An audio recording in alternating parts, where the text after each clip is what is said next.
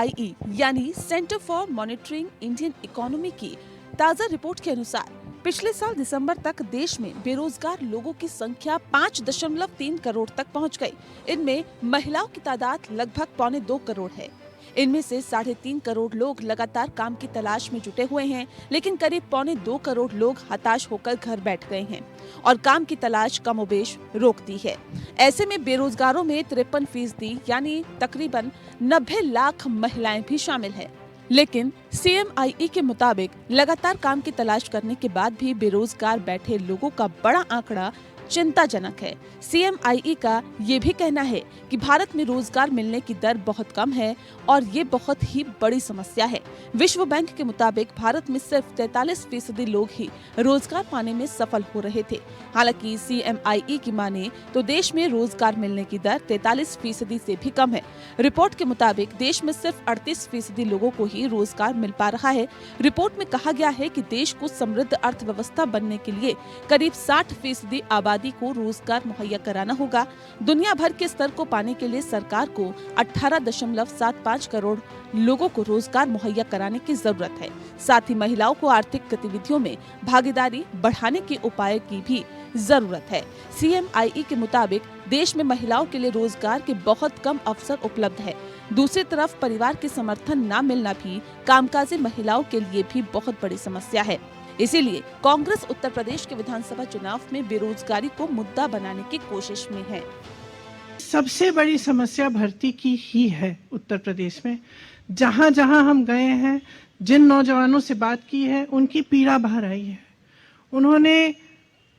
वो दुखी हैं, त्रस्त हैं, क्वालिफाइड हैं, नौकरियां नहीं मिलती, बड़ी बड़ी घोषणाएं होती हैं, रोजगार नहीं दिए जाते।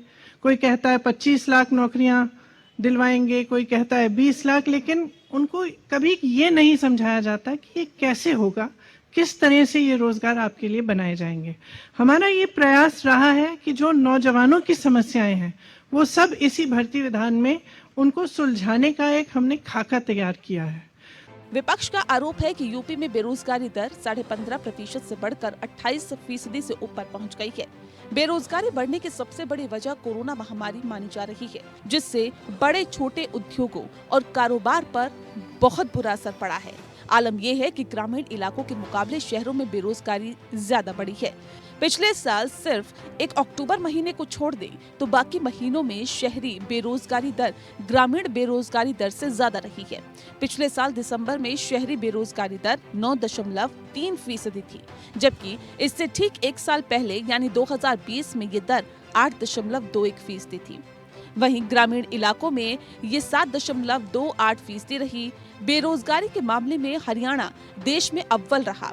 वहां 34% बेरोजगारी दर रिकॉर्ड की गई है, तो 27% के साथ राजस्थान, झारखंड में 17% और बिहार चौथे नंबर पर है। बेरोजगारी की मार व्यवसाय, छोटे कारोबार, नौकरी पेशा लोगों और असंगठित क्षेत्र के कामगारों और मजदूरों पर पड़ी है।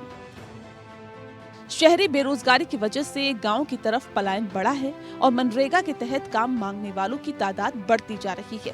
हालात ये है कि दिसंबर महीने में ही देश में 2.47 करोड़ लोगों ने काम मांगा है। पेट्रोल डीजल के दाम बढ़ने से इनकी मांग भी घटी है। PPAC के अनुसार बीते दिसंबर के दौरान देश भर में पेट्रोलियम उत्पादों की मांग 1.84 करोड़ टन रही है, जबकि पिछले साल दिसंबर में ये 1.83 करोड़ टन थी। कोरोना काल से पहले यानी 2019 के दिसंबर में 1.89 करोड़ टन मांग थी। इससे महंगाई भी बढ़ी है। दूसरी तरफ काम धंधों पर बुरा असर पड़ा है, जिससे लोगों की क्रय शक्ति कम हुई है और क्रय शक्ति कम होने से बाजार में मांग भी निचले स्तर पर पहुंच गई है। ऐसे में आने वाले बजट में मोदी सरकार के सामने बड़ी चुनौती रोजगार सृजन है। मैन्युफैक्चरिंग और दूसरे सेक्टर में रोजगार घटने से छिपी हुई बेरोजगारी इस समय देश में बड़ी समस्या है। लेकिन जिस देश में धर्म और जाति पर जनता वोट देती है, वहाँ नेता, राजनीतिक दल और सरकारें बुनियादी मुद्दों के बजाय भावनाओं को भुनाने की सियासत करते हैं। ऐसे में आने वाले दिनों में देश की माली हालत सुधरने और रोजगार के अवसर बढ़ने के आसार कम ही नजर आते हैं। Bureau report.